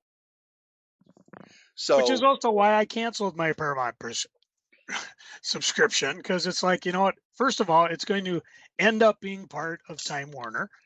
no, I'm not other gonna, way around. Warner is going to be part of Paramount. I don't care who it's going to be part of. It's like it's all going to be one big conglomerate crap. So I can wait. But the first season, it's the first Star Trek show since Discovery and the first season of Strange New Worlds where it's like, oh, new episode dropped on Wednesday, Thursday night, I got to watch it. They really hooked me on it. The problems in the first couple episodes got easily cleared up. But some of the episodes, there was a Deep Space Nine tribute episode that was just brilliant. There was the final 3 episodes that could have been a movie. It was so good. Holly Hunter as the captain, every scene she was in, she was great. And then you had her, Paul Giamatti, and Tig Notaro. Anytime any of them were on screen, it was, you could not stop watching. They are Holly Hunter and Paul Giamatti together as, on opposite sides. You could just show me that all day and I'd be a happy man. It was such a good series. I'm looking forward to the second season. Joe, what are you geeking on? I mentioned AEW. Cory, thank you very much. Got us, I don't know what you call it, comp tickets to go in. And although one of our party had to bail out, it was fun just to hang with you and Turbo and have just a night off and enjoy it. I got to compliment AEW, did a great job of getting me interested in their product, considering I don't watch any wrestling at the moment, which, although I'm a big wrestling fan, it tends to be in the past. Cory gave us a few tidbits. I mean, it was easy to tell who to cheer for, who to boo for. The fans were very big on it. And occasionally there'd be things where Cory would say, okay, this is Sting's son or Finley's son. And just to kind of help us get along with it, especially towards the end, because I had no idea who the heel faction is that came in and fucked everything up. Or even the main event. What was the guy's name? Darby Allin versus Roosh. Roosh. Who's the one who his gimmicks, he gets beat up, but he still wins? Darby Allin. That's a freaking brilliant. That's almost as much fun as Orange Cassidy. I mean, just because I watched this, it's like, this is the main event. This guy's it's like a squash match, but he ended up winning, which was brilliant. Kudos. And again, my freaking is that I can't watch it to see versus what we watch versus what the TV audience saw. But, whatever. I'll catch up with it eventually. Let's see. I mentioned before a couple things tying in what's going on. First of all, not getting paid, being government shut down. A lot of my holy grails are back in my eBay store. So if you were looking at some really goofy science stuff, and I put some things in there that I've never put in the store before. So go take a peek. Again, for you listeners, if you see something you like, let me know. I'll cut you a deal. But as part of what I'm calling the great sell-off, I actually went through all my comics. I have them stacked in a 10-foot pile, probably 8 by 5 feet, crisscrossed so that they don't spill on everything. So now Chris is happy because I don't have comics all over the basement. Well, I do in some way. I have the comics that are on my eBay. I have my new comics, my signed comics, and then every other comic. And I did go through them. I pulled out things because I did go to a comic show a couple weeks ago. It was the Minnesota Comic Exchange, and I did pretty well. It was kind of a bummer, and I didn't realize it, but it was the first time I had ever done a comic show without Pat Gruber. The last comic con I actually did was selling off his estate. They donated everything left over to the MNCBA, and I sold it. And that was kind of fun and a good remember. But this is the first time I've done a show that either Pat hasn't been there or what we would do for each other. When Pat did one of the shows there, and again, he only lived a mile away from Valley Creek Mall where it was. He either would take a box or two of mine and try to sell it, and then I'd do the same for him. So this is really the first time I've actually done a show without him there. So it was a little, it got me a little of a clump at times. And I also had to decide for myself, do I really want to do this? I'm getting old. My shoulder hurts. I did okay. I did enough to cover at least one paycheck, which was kind of cool. Some of the interesting things I did sell, if you ever watched the eBay store, but I had a Black Panther Stan Lee. It was one of those Stan Lee exclusive things. I paid $100 for it. Cory, guess how much I sold it for? $105. $35. Ouch. Yeah, that thing went down in value pretty bad. I think there was a big bump because Stan Lee had passed away. Initially, this particular book was just available if Stan Lee came to the store via the stanley.com thing he was doing. I bought it. I was in Hawaii at the time. I had fun. I liked it. But I'm serious. I was just trying to get rid of my books now because I need the money more than I need the comics. And a lot of these comics are things that I've either had for a while. Like I had a Dawn Vampirella Midtown black and white exclusive. Oh, people want $5-10 for it. Nope, I had it for $30, sold it for 25. So sold a lot of, like, I guess you'd call them the things that you and I would be interested in, like Ghost Manor that had Steve Ditko art on it. A couple MegaCon exclusives, like with Harley Quinn. How to Pick Up Girls If You're a Comic Book Geek. That was actually signed by Rick Kudolsky. One guy came in and bought a bunch of Golden Age books, which I thought was really cool because he spent some time, he looked at it, he asked to see the condition. In terms of art stuff, I actually sold a Batgirl. These are things from Pat's collection, by the way, that I still have and I'm selling off. You know, Rags Morales had done a Batgirl on a Batgirl number 38. That was really cool. I had it in the eBay store. And then one of Pat's many art pieces from Dan Jurgens was a Death of Superman Platinum Edition that Pat had gotten a commission from Dan to do. And on the back it said, to Pat with best wishes from Dan. On the other side, Dan drew a very powerful Superman going into that final battle. I showed this to Dan a while back, and he gave me an idea what the price was on it. And he said this was one of the toughest mediums he had ever worked on, and he would probably never do a drawing like this again. Not that he wouldn't sign one. Anyways, it did go to a good home. Chris, one of the guys running the MCE show, for his wife's birthday, I believe, bought it for her. So it's kind of nice that it went from one good home to another good home, and she absolutely loved it. So that was exciting. The next show I'm doing, by the way, is the EEAKK comic book show. They're presenting a crazy little comic book show number 6, which will be out Saturday, April 18th at the Mermaid Entertainment Event Center. I have not taken basically I rip everything apart, put it together in con stock, and then I usually put it back. I've done this even back when I had Hot Comics. I used to do Greenberg's little one-day show, throw everything together, come to a show, put it all back when I get back on Monday, Tuesday. In this case, everything is still where it was. So when I'm going to be filling stuff in, because I sold quite a bit at the previous show.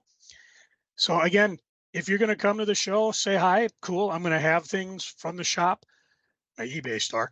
If you see anything you specifically want, let me know. I'll take it offline and I'll bring it, and we'll I'll cut a deal for you. And of course, my eBay store is still cranking away.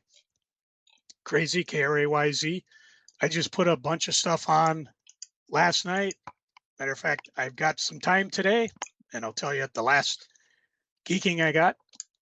I'm doing the same thing, just going through, finding things that I put on. Because I did, like I mentioned, I ran across every single comic shop in town again.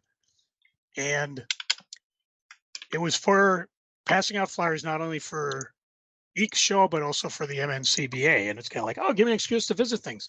That's where I was able to visit some shops. Mint in Box has expanded their store. It's really great. I did visit a new one called D&H Toys and Collectibles. And allow me to find their address. They are in 1272 Verling Drive East in Shakopee, Minnesota. That's why I said I was really, I guess I was pretty close to you, Cory, closer than I've been for a while. I was tempted to actually go stop and say hi too, but I could not find any pie. And one does not enter the Strode compound without being heavily armed, a redhead, or with pie. Damn right. Awesome shop, a lot of fun, great people there, picked up a few things. So another store to visit, another one on the many, many stores that are all over the Twin Cities that are just fun to visit. Had some time off. Like I said, I took Thursday off at night, started watching some movies, caught a couple of classic. Casablanca, which I absolutely love. I could watch that show over and over. Watched one I don't think I've watched since my college year, Key Largo.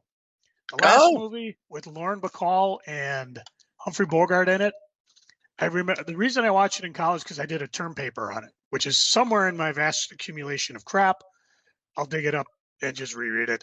I just think back in those days, you know, when I used to try to impress the professor by taking pictures that I would Xerox out of various books, and I'd put them in like on the cover for like, here's behind the scenes at Key Largo. Nowadays, you kids get to do it all with your fancy Photoshop and shit.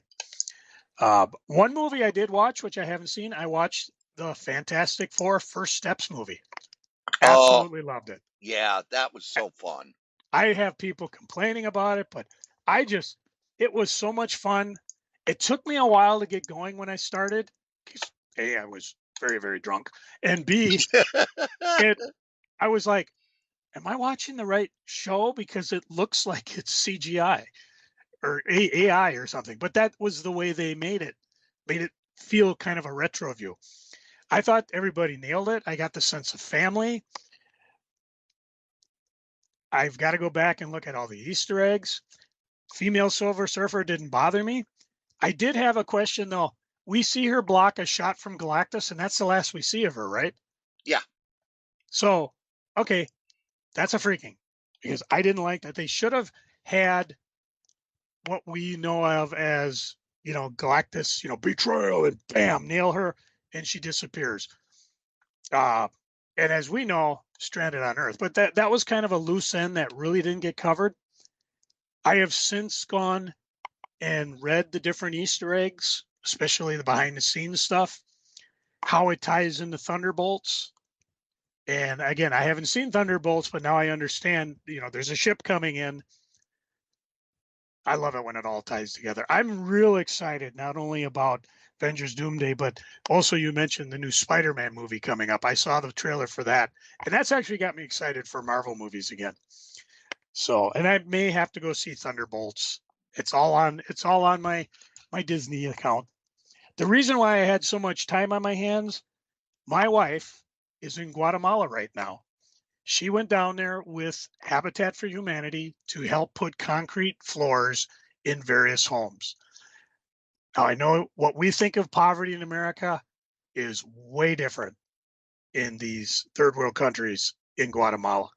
Chris was utterly shocked by what they consider poverty down there. Yeah. And it's something maybe unelectrified areas in Appalachian Mountains might concur to that. But she said these people literally have nothing. And they ended up putting in 12 concrete floors. I know she was worried about going there because when you travel like that to a third world country or even overseas, Turbo talks a lot about it.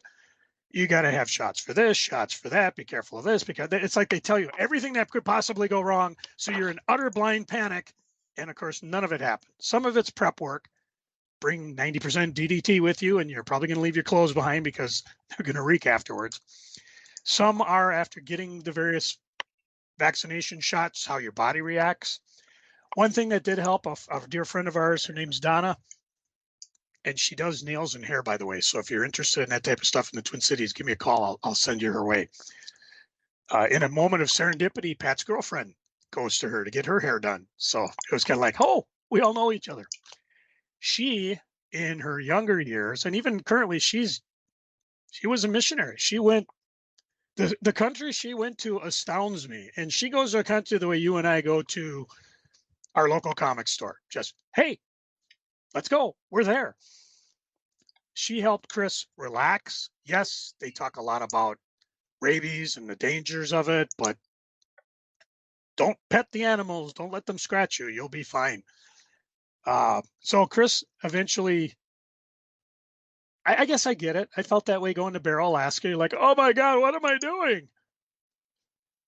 But she did it. They finished their mission. She's coming home tonight. Hence, that's what I'll be doing all day, putting stuff on eBay and cleaning the house. It's amazing how dirty this house gets. I wasn't even living here. I was at work or running around doing comic book shop. But there's still things to pick up and clean. Okay, like the beer bottles I let Turbo drink before he went to AEW. He's like, you don't mind if I do? I said, dude, I don't care. I'm not a beer drinker. Go for it. Cory, what's the closest comic shop to you? I would probably say Hot Comics, Jordan. Have you been to Story Arc Comics and Collectibles in Savage, Minnesota? I have not been there yet, but I just read their free comic book day thing. They're going to have Spider-Man and Captain America there. I would suggest if you need new comics, that might be the place to hit. Because Hot Comics Jordan is really cool. I don't know how it sits. Oh, Jordan versus Savage. I'm looking on the map here and I can't find Jordan. That should tell you one thing. Where are you, Jordan? Anyways, I would suggest that might be the closest shop to you. Because there is a Dreamer's Vault in Eden Prairie, but I don't know how far. I think that's farther north. Yeah. So anyways, that might be a place if you need to get a free comic. We haven't finalized our free comic store plans, but maybe we'll head down there. The last shout out I'm going to talk about is the shop down in Farmington, Minnesota. I got to look it up here. Farmington, Minnesota, because I told you I hit every the Comic Ferret. Absolute beautiful shop, awesome owners, good to talk with, and I was able to secure 2 of the comics that sold out. From that, you and I were like, why in hell's bells does this sell out? The first one was George #1, which was a second print, which I was happy to get because I found a first print or a second print. Stop that. Reverse it.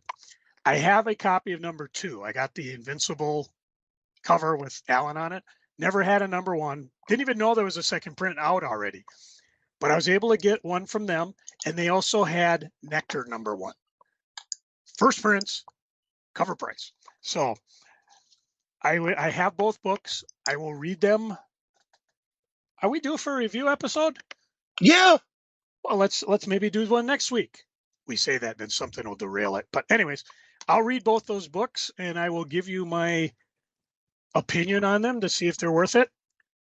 And again, if you're looking for one, Cory, run over to Comic Ferret. I don't know about Dirge, but they do have. They had them there when I was there. And I wasn't greedy. I didn't pick up everyone because I know they're going about $100 on eBay. I don't know what they're going for on eBay, but I think that's it. I got plenty of geeking. Cory, what you geeking on? I forgot a freaking, by the way. I've done that. I will read the press release. Fantagraphics Books learned today that a cargo vessel carrying the full print runs of 2 of our books was struck by an Iranian missile in or near the Strait of Hormuz. War comes home. The report we have is that the ship limped to a safe port while we await further news. Our thoughts are with the crew. We hope and pray for their safety. The two books, the Atlas Comics Library, Adventures into Weird Worlds #1, and Bitchy, The Exasperating Existence of Midge McCracken, were printed in India and were bound for the port of New York. Wow. Both books had been scheduled to go on sale in early June, but that time frame now seems unlikely. If the books themselves were not damaged and the crippled ship's cargo can be offloaded to another vessel, that vessel can then safely exit the danger zone. It could add a month or more to the delivery time. Yeah. I We have- actually have the second one on order, and I'm friends with her on the Facebooks, and Yeah. she had mentioned that. So it's like, as if we ain't got enough stuff going on. We have no information on the cargo ship's itinerary, but our speculation is it was dropping off other cargo from India in that region or picking up additional cargo bound for the U.S. Bitchy Bitch is most exasperated by this unexpected turn of events, echoing the title of one of Weird World's horror stories, When a World Goes Mad. Really? Did you guys think of this shit when you started firing missiles at each other? Makes me mad. I talked a little about it earlier. We are in the middle of a comic sales boom. Boom. Absolute Batman is selling over 300,000 copies per issue. We have not seen that in decades. A lot of the Image #1 books are selling between 70 and 125,000 copies. Yeah, The that's Absolute like I've been line, saying. Just buy a #1. You don't know if it's going to go dirge or nectar on you. And the you might enjoy it. Absolute line is such a success that the lowest selling one, Absolute Martian Manhunter, remember that was going to be a mini series and then they extended it for another 6 issues, Hmm. is outselling Marvel's #1 book. Cool. Marvel is seeing pre-orders on the Avengers Armageddon higher than any event they've done in a long time. You are seeing, what is it? The DC AEW crossover book. They have done a special printing for AEW to sell online, which combines both issues. It was really bad.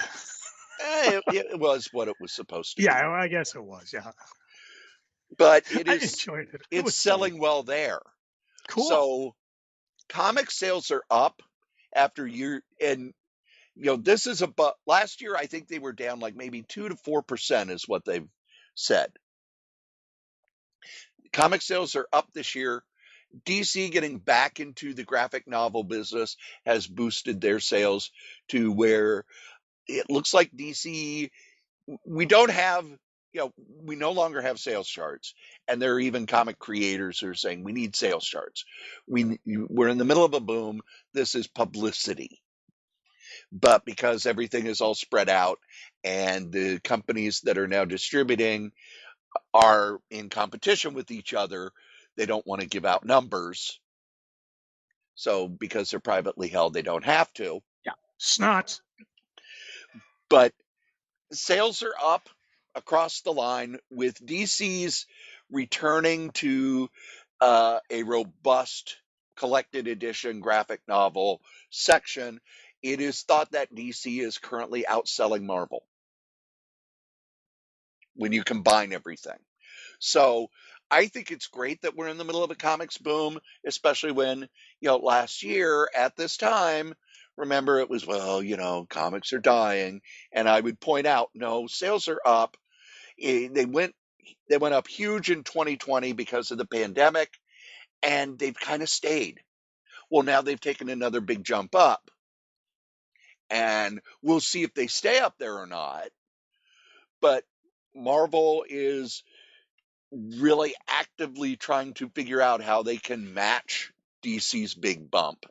And that's why the Avengers Armageddon is going to be, they say it's a game changer. I think one of the things Marvel needs to do is bring in they need to bring in some name talent. They really thought the Hickman Cosmic thing would work out. And it's the first thing Hickman's done that did not blow up in sales, which is sad. Hey, I forgot a freak geeking. Oh, Did you see in the Fantastic movie a blink and you'll miss it appearances of the original Fantastic Four in there? yes, I did not see them, but reading the Easter eggs, I thought that was very, very cool. it was very And classy. and there was an actual on red carpet appearance where brain fart, the actress who currently plays Sue Richard recognized Rebecca Staub, who She, I keep hearing stories about how wonderful she is. yeah, Dan Slott in an interview said that there was a time when it was he, Tom DeFalco, and Mark Waid were there on set, and hmm she recognized Dan Slott. oh And wow, Dan Slott then introduced Tom DeFalco, who had been, kind of, staying back and kind of being shy. It's like, this is the guy who edits the Fantastic Four. And she was like, oh my gosh, it's so cool to meet you and everything. And she hung out with them and chatted with them and asked questions about her character. And cool, she seems very keyed in on the creative end of the Marvel stuff, which, oh wow, I already liked her from the movie, but hearing that just makes you feel happy. yeah. I thought that was a nice touch. Again, after I saw the movie, I realized, okay, I'm going to spend the next couple days reading all the articles about all the Easter eggs because that's half the fun of the Marvel movies. And again, tying everything together. What else you geeking on, Strode? Superman Spider-Man came out on Wednesday, and boy, is it fun. Oh, good. I've got my copy sitting on the to be read list. I That's know the it's coming. I just bought one at the source. I couldn't wait. I like these crossovers they're doing this time where you've got kind of a main story and then you have a bunch of short backups so that everybody gets a chance to play. And they're just fun. They're not deep, they're not, they're not epics. They're just very short. We're going to hit some fun stuff. We're going to have Dr. Octopus and Brainiac fighting Spider-Man and Superman. And that's all it is. Or we're going to have Punisher and Power Girl show up at the same bar that villains show up at. Just very short, very boom, boom, boom. But you get to see, you get Jim Lee art in that book. They're just fun. And I'm actually really excited about the Avengers JLA reprints. Because normally, the facsimile editions, I, I can take them or leave them. Unless they've got a really cool, unless they're the treasury size. But I'm actually really looking forward to the Avengers JLA, even though I have the comics, I have the Absolute. I want to get it again because just to read it as a comic again for 5 cents more than the original cost is just kind of cool. And then the last thing I am geeking on, DC made me so happy with their most recent catalog because they are publishing something I have said they need to publish for decades: the Batman Bronze Age Omnibus. Good. I have said for ages that we need the Bronze Age stuff. The Batman Silver Age stuff is not good. Even when Julie Schwartz took over, it was better than the other stuff, but it was still kind of goofy and still kind of silly and still aimed at kids. And it wasn't until after the TV show was ended and the sales started to drop, and Julie Schwartz said, all right, we're going to do a new look Batman. And they brought in Denny O'Neil, and they brought in Neil Adams, and they brought in other people. And the Bronze Age stories have not been reprinted. They didn't reprint them in the showcases. They do the Golden Age and the Silver Age, and they have tons and tons of the modern stuff. But the Bronze Age Batman was something that was just kind of ignored. And I'm glad they're putting out this omnibus. These are stories that I have not read. I have started, about a year or so ago, I started reading them on DC DC's All You Can Eat. I think it's DC Universe or whatever it is. I started reading it there, but then you have to go, okay, I'm going to go to Batman. All right, what was the issue of Detective that came out at the same time? And I try to go back and forth, and then there are some issues missing. And now that it's being put in an omnibus, they're all going to be there. They'll also all be moved onto the online platform because, okay, now they've been scanned and remastered and digitized and ready to go. So really looking forward to that omnibus. Most of the omnibuses that I order now, it's like, oh, cool, oh, cool, oh, cool. But this is one of the first omnibuses in quite a while where it's like, oh, I finally get to read this stuff. And now I wait for Joe. No, you don't. I'm right here. Ah! Apparently my neighbor's ducks escaped, and she just wanted to let me know that they tracked them down. Okay. That happened a couple of days ago. Or a couple months ago, we're like, somebody's running around our yard, and it was like 8 a.m, and we look on our camera, and there's the ducks running across, and then we see the neighbors chasing the ducks. The ducks were quicker than the So anyway, she just wanted to let me know, and it's like, well, yeah, that explains why my thing was beeping. I just thought it was because, we got that camera thing. Damn, those ducks are sinister. Believe it or not, kids, you've listened to us blather on about funny books for over 2 hours. Thank you. And 16 years. I know. And 700 episodes. And now's the time where I would say adieu, but I don't speak French. So instead, I will just leave you with the fact that the comic you like the least, I'm 700 How many years has episodes, it and I been? screw it Yeah, up. I did. I finally screwed up. Okay. The comic we like the least, we still like better than the comic that you like the most. Joe? What do you call it when Batman skips church? Christian Bale. Ugh.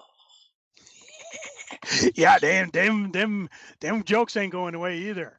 Neither's my music. Hit it, Cory. Hey, yo. Can somebody call my mama? It's about to get funky up in here. Know what I'm saying? Yeah,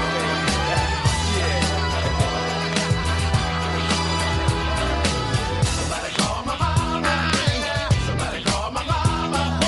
Somebody call my mama. What you say? Somebody please call my mama. Somebody call my mama. Somebody call my mama. Say somebody call my mama. Kick me. Somebody please call my mama. What you say now? What you got? What you got for me?